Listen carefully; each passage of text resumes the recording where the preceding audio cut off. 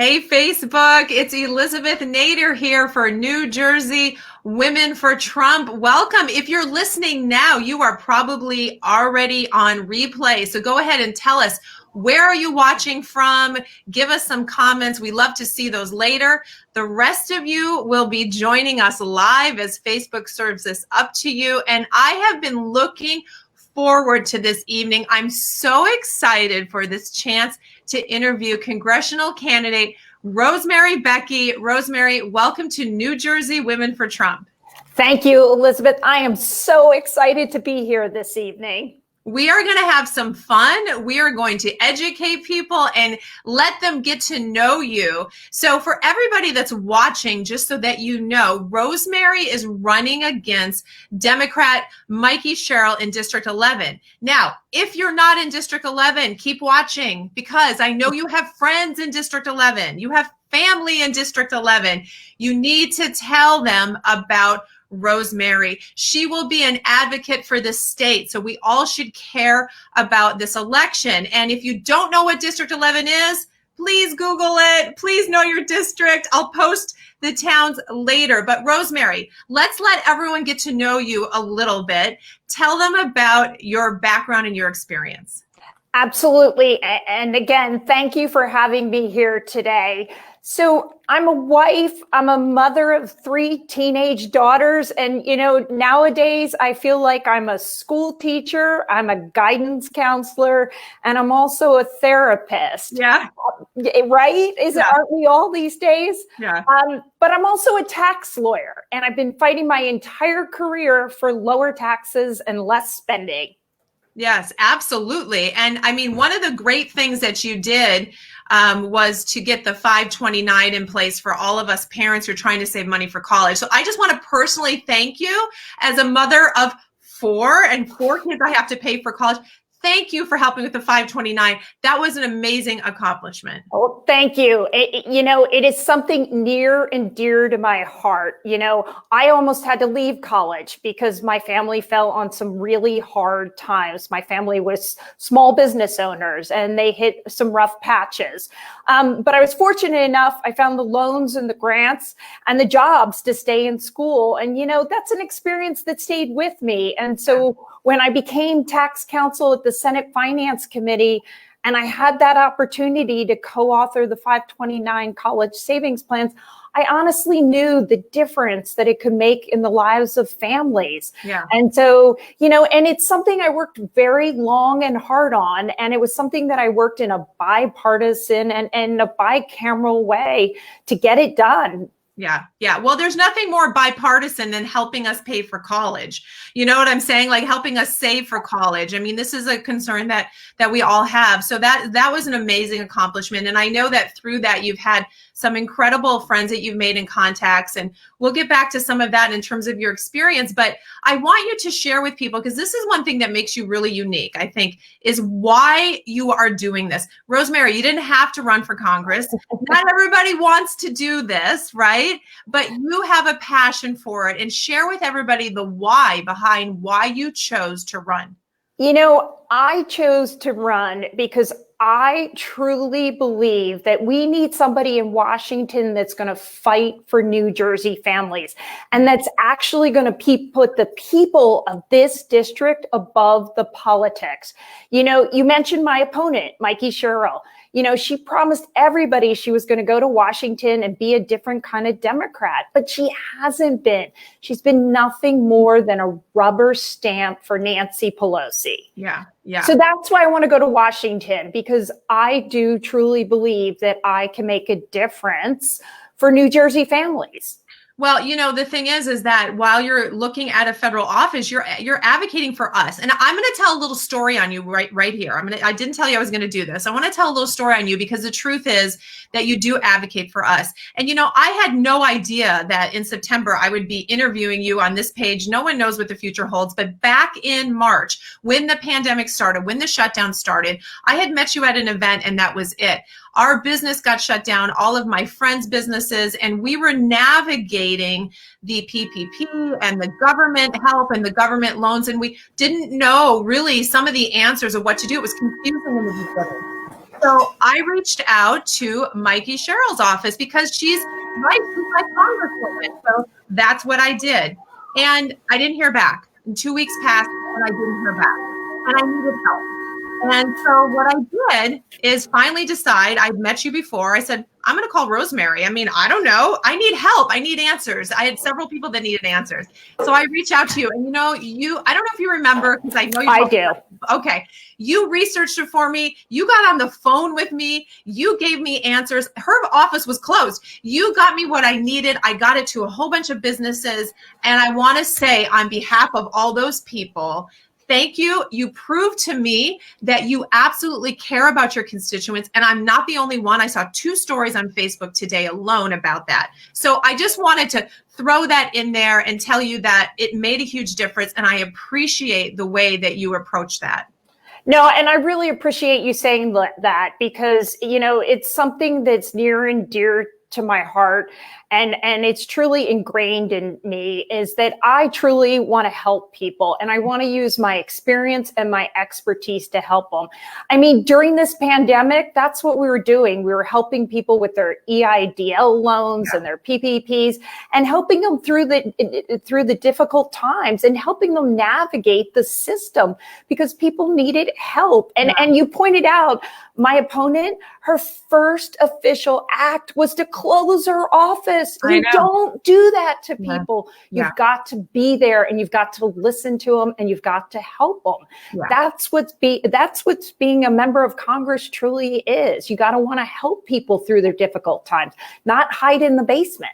Yeah, right. And I didn't get a call back for 2 weeks. And in the meantime, you helped me. So I understand that firsthand. Let's shift from that discussion of business to the economy, because this is one of the main things that we're experiencing a lot of pain for in New Jersey. Let's remember that, yes, this is a federal office you're running for, but you are representing our state. You are there to help us in New Jersey. And so here we are with a destroyed economy in New Jersey, the worst unemployment almost in the nation, a governor who's got his foot on the throat of our economy. He's destroying small businesses. Help. What can you do to help us? No, and this is why this election really matters. We need somebody in Washington that's going to put the policies in place that's going to help our small businesses get back to business and actually grow.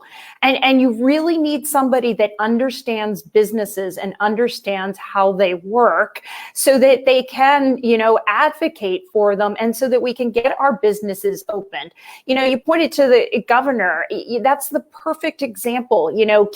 Keeping New Jersey and our small businesses locked up isn't the answer. And what he should have been doing is should have been looking at metrics and putting together, processes in place to reopen our businesses safely and quickly. And that's not what he's done. Yeah. And that's not what my opponent's done. And that's not what she's advocated for in Washington. In fact, she was, her and Nancy Pelosi and others held up the delay of the passage of the CARES Act by 15 business days. Right. Do you know how many businesses went under in that period of time?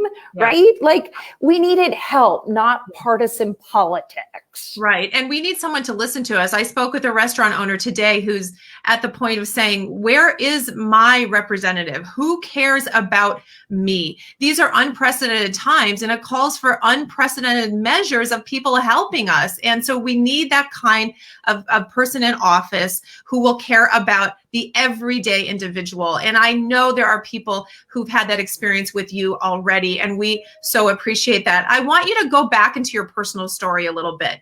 You are the mother of 3 teenage girls. I'm the mother of 3 teenage boys, so maybe we should talk. Anyway. Definitely. Definitely. I actually need some counseling.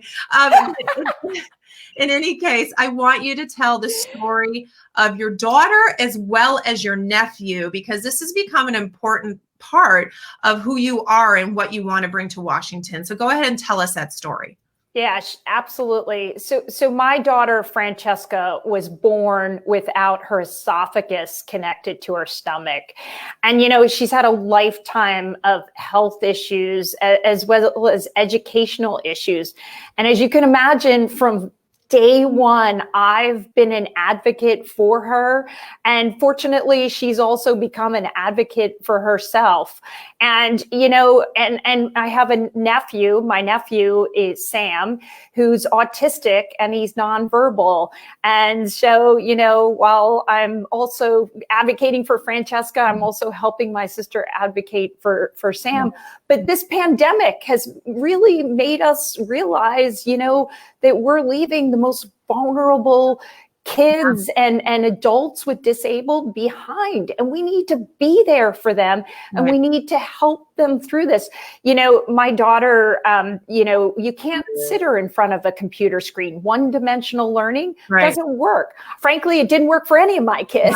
Right. So true. It reminds us that we've got to be there for those that are most vulnerable. And so that's why I introduced the Bill of Rights. And it is something that if elected, I would go to Washington and fight for, because we do need a Bill of Rights for our most vulnerable, for the disabled, and for our kids that have not only, physical challenges, but also mental challenges. Yeah, definitely. And I think the pandemic was all about protecting the vulnerable, but now we're starting to see, I think, the results of months and months of this, where these children who have special needs, these children who needed special services, they were really forgotten. And therefore those parents and those families have suffered and not known where to go and what to do. And now we're concerned in general. I think as a mother, I will say this to you as another mother, I'm worried about the mental health of our children. I'm worried about how easily we shut everything down and just say, well, this is the way it is, when we have their mental health at stake. And what is the long-term impact of doing that to them? And who is caring about that? I'm very concerned. No, I couldn't agree more. When I watched my kids, my 3 daughters, sit in their room in isolation, right, doing their work, or my daughter is a beautiful ballerina in isolation in the basement dancing.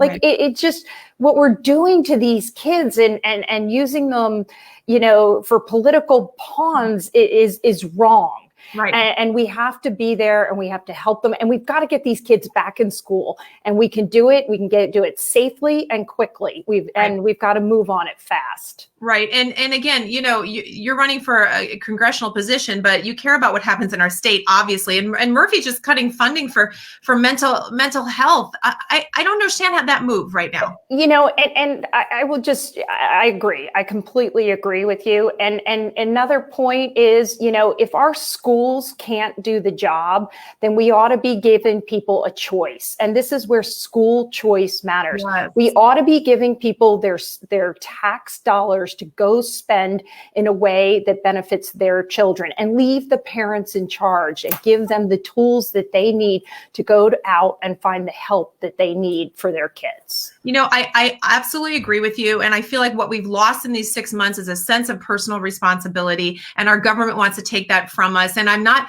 seeing Mikey Sherrill do anything to protect our ability to choose what we want for our families and to choose what we see for the future of our children. And I think a lot of us are feeling that loss of control. And that is not the America that we all believe in at all. No. This country is founded on freedom, and we need to give people those freedoms back, and arm them with the tools that they need so that they can care for their families. I think it is absolutely crucial. I know what's best for my children, just like what's best for your children, right? And so, we pay a lot of taxes in this state and a lot of taxes to the federal government, and we ought to be able to make some choices. Yeah, absolutely. And we have a lot of people leaving this state, by the way, and so if we're not getting represented well in Washington, it has an impact on how we live our lives here in this state. It's not as though it's not related, and people are leaving in droves, and they're not just leaving for taxes. They're leaving because it's hard to raise a family here. They're leaving because they're being told what to do every minute of every day, right? That they're losing their own sense of their personal responsibility and their ability to make choices. They're losing losing their businesses.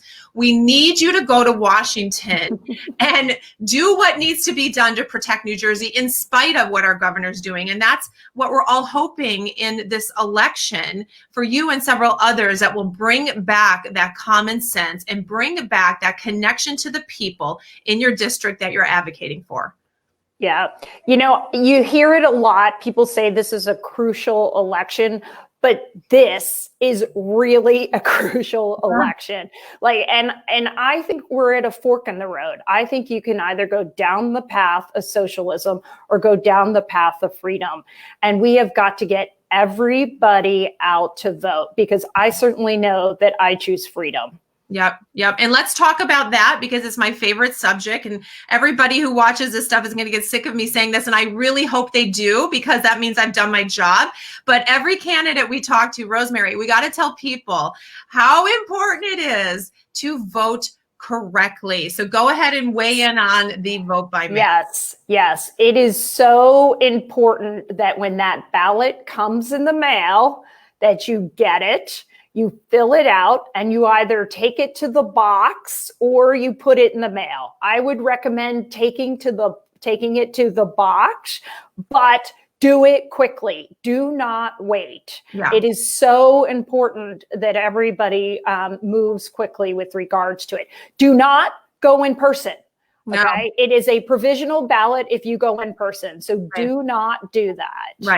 Right. Yeah. I can't stress it enough. Well, we will keep educating, and there's certainly enough resources. So if you guys are listening to this now or on replay, please reach out if you don't know how to vote, and do it correctly. You know, speaking of voting, when we fill in these little ovals for the people that we want to put in Washington or put in Trenton, I think one of the things people don't realize is that sometimes you vote for somebody else. Let me explain. I feel right now disenfranchised by Mikey Sherrill, and I feel like if I vote for her, I'm voting actually for Nancy Pelosi. I cannot stomach that. But here is the reality with some of our congressional leaders, is they are a rubber stamp and they do what the party says. I don't want that, Rosemary. I don't want you to be that person. No, and I am absolutely not that person. You know, I will tell you, as you just pointed out, my opponent, said she was going to be a different kind of Democrat, that she wasn't going to be lockstep with Nancy Pelosi. But she's voted with Nancy 99% of the time. So that means, like, she doesn't even think. Yeah. What she just does is what she's told to do, meaning she votes with Nancy. And that's not what we need in Washington. We need somebody that's going to go to Washington and fight for the issues that matter most to us. And that somebody that's not afraid to reach across the aisle and work with others. Right. My opponent, I'll give you a perfect example on the SALT cap. She said that, she pushed forward, a proposal with that, but she didn't. She worked with just the Democrats to come up with a proposal that raised our taxes to raise the cap. Right. Doesn't make a whole lot of sense for any of us in this district. It's not rocket science. Right. And that's not what we need. We need somebody that's going to go there and come up with solutions that work for everybody. Yeah. And it's possible. And I will tell you, my experience writing the 529 college savings plans makes it clear that I have that ability. I am not afraid to reach across the aisle, to reach across the Capitol and work with others to come up with solutions that work. Right. Absolutely. It's time. We need to get back to heal that division and have people in place that can do that instead of just be afraid of their leadership. I don't want to vote for Nancy Pelosi. I'll go on the record and say that. I don't want to vote for her, and I shouldn't be forced to just because somebody that I vote for is her puppet. So I really, we look forward to you not being that person for all of us. Now, let's talk about another issue that is absolutely terrifying in this country right now, which is the violence, the out of control rioting, we just had 2 police officers shot in their car in California. It's getting to the point where, it's beyond even reasonably considering we could have gone this low. So law and order is now on the ballot as far as most of us are concerned. I want you to talk about where you stand on all of that. Yeah, no, law and order is absolutely on the ballot this November. We need, and again, this is where there is a big contrast between myself and my opponent. She voted for a bill that would police the police. And in that bill, it would allow criminals to sue police officers. We can't have that. That's insane. We need to support our police. We need to fund our police, and we've got to get behind them. And this is so crucial. And where we are in this district, we're so close to New York City. Right. We not only many of our family members work in New York City, but a lot of people go to New York City for fun and entertainment, and right. That's not happening anymore. No. It really isn't, because it's too scary to go to New York City. Right. And so again, this is a really important issue, and there's a real distinction between myself and my opponent on this issue. I don't think that we can, impress upon people enough. And all of those who are watching who are District 11, think for a moment, your district. We are not a defund the police district. That is not representative of our neighbors, of our community on either side of the aisle. It's not a fair representation of who we are. And we're losing our playground, that is New York. We're watching it disappear on us, literally, because of this. So how can someone vote to allow that to happen and stand with the people that want to take away our ability of the police to protect us, the 14th Amendment, to protect our house, our home, our lives? What will our counties turn into without that? No, that's exactly right. And that's why the PBA took their endorsement from my opponent and gave it to me. And that is so important, because she hasn't stood behind our police. Absolutely. So the PBA endorsed you, Rosemary. I have to congratulate you on that. It wasn't just an endorsement, but they took it from the other side and took it away from Mikey Sherrill. And, that has become such an important point for all of us, and especially all the families that care about our safety and our future. And I applaud you for standing up for that and standing up for the police. Thank you. Thank you. No, it's very important. Look, we're mama bears, right? We want to protect our families. Yeah. It is so important. I think about it every moment of every day. I think about my children's safety, and that's what we want for our families, is their safety and their well-being. And I am so grateful that when something goes wrong, I can pick up that phone and call those police officers, and they're there for me and for my family. They really are amazing people. I just want to read a note here written to you that says, my beloved husband died a real hero, and Mikey Sherrill will not nominate him for the Freedom Medal. Shame on her. She's never returned my phone call, emails, and I made the huge mistake of voting for her in 2016. I split my votes to pray for unity, and she has never cared about my child or me. Some of us do not matter. I think I have talked to a lot of people in what I do, and I think a lot of people have regretted their vote. They just haven't seen what was promised. And so, this isn't even a party issue as much as a keep your promises issue. Represent us, represent who District 11 is. Do you even know us? Do you even know what we stand for and what we care about? No, I think that's exactly right. And I don't think that that's what the people of this district want. They want somebody in Washington that's going to put the people over the politics. And that's exactly who I am. I will work tirelessly for this district. I truly do believe in the people. Yeah, and I can confirm just based on my experience with you that that is who you are. And so I can't say enough to people to get to know you as best they can and to understand that you mean what you say and you say what you mean. And you know what? The weeks are passing quickly to November 3rd. So Rosemary, tell people how they can help you, how they can volunteer, where can they get more information about your campaign? Yes, and thank you for raising that. I need all of your help.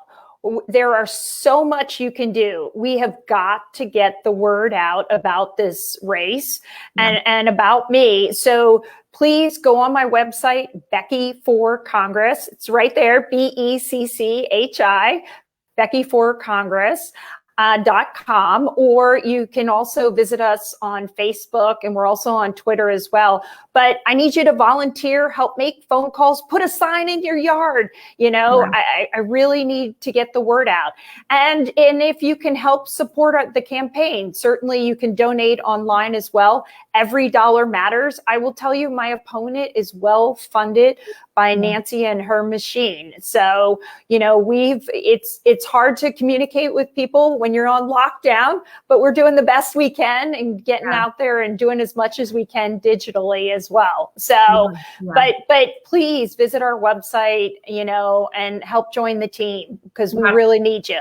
And we're a fun bunch. You are a fun bunch. You are definitely fun. Volunteer. And, you know, campaigns need money. That's how campaigns are run. Without money, it doesn't work. And time, of course, talk to your neighbors. You know, it's amazing how people are starting to now finally own their vote. And I think that is such an exciting thing. So if the mandate of vote by mail actually turns in our direction, which I believe it will, it's because we've all woken up. You know, and once you wake up, people like us, we don't go back to sleep, right?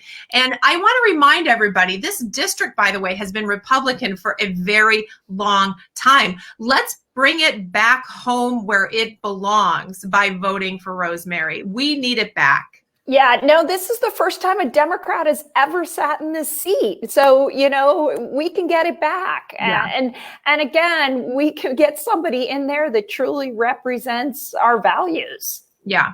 And that's me. Which is you. And that's what we need. So Rosemary, just give everybody a quick summary as we close here, because I promise you just half an hour of your time and I so appreciate it. Just tell them one more time what makes you unique, get them motivated to fill out those ballots and fill in that oval for Rosemary Becchi.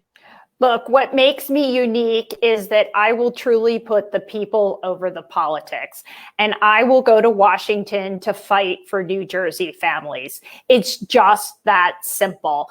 And I need your help and I need your vote. So please volunteer, you know, visit our website, help out in any way you can, and then tell all your friends. And then when that ballot comes in the mail on October 5th, fill it out and send it back in. The most important part, we can talk all night, but if we don't vote, it's not going to work. Vote early, vote red, track your ballot, and absolutely tell your neighbors. Rosemary, thank you so much. It's always a delight to talk to you. Your campaign is so exciting and so energetic. And I, for one, cannot wait to celebrate your win on November 3rd. Best of luck to you. Thank you. And thank you for having me. We absolutely enjoyed it. Thanks, Rosemary. Talk to you soon. Everybody, we will see you next week. Talk to you guys later.